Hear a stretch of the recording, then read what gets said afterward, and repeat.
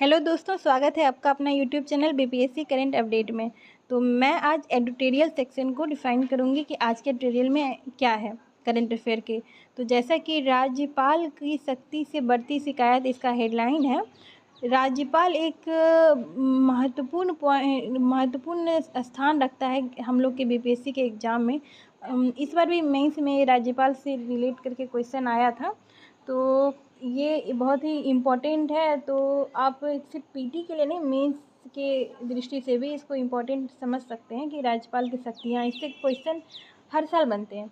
तो क्या इसका करंट अफेयर में क्या है कि 21 मई को मद्रास उच्च न्यायालय ने उस कानूनी व्यवस्था पर रोक लगा दी जो तमिलनाडु सरकार को यह अनुमति दे रही थी कि राज्यपाल को दरकिनार करते हुए कुलपतियों की नियुक्ति कर सकती है। तो ऐसा ही अभी 21 मई को हुआ था। उच्च न्यायालय ने कहा कि कुलपति की नियुक्ति राज्यपाल के स्थान पे करना ये उचित नहीं है, इसका रोक लगाया गया।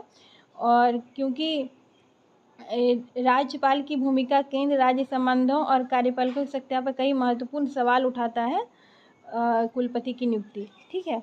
अब इसके बाद पश्चिम बंगाल के राज्यपाल ने राज्य सरकार से परामर्श किए बिना ही कुलपतियों की नियुक्ति भी कर दिया था।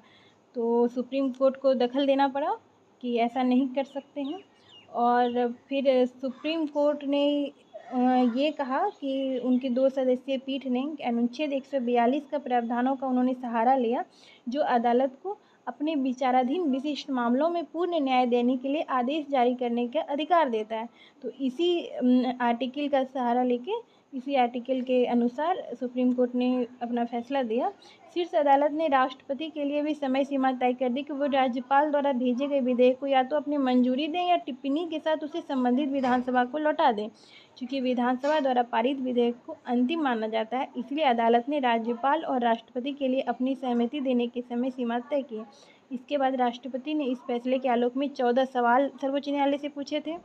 और क्या उसमें सबसे इम्पोर्टेंट सवाल था कि क्या अनुच्छेद 142 का उपयोग ऐसे निर्देश जारी करने के लिए किया जा सकता है जो संवैधानिक व्यवस्था का उल्लंघन करे।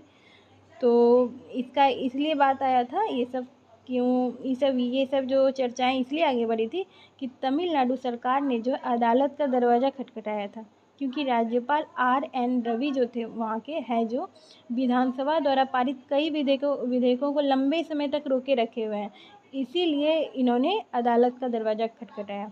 और राष्ट्रपति को भी जो भेजे हैं उसे भी विधानसभा को ना ही लौटा है, ना ही राष्ट्रपति को भेजा है। तो इन सब कारणों से वहाँ पर सवाल उठाए गए राज्यपाल की शक्तियों पर। और संविधान के मुताबिक जो होना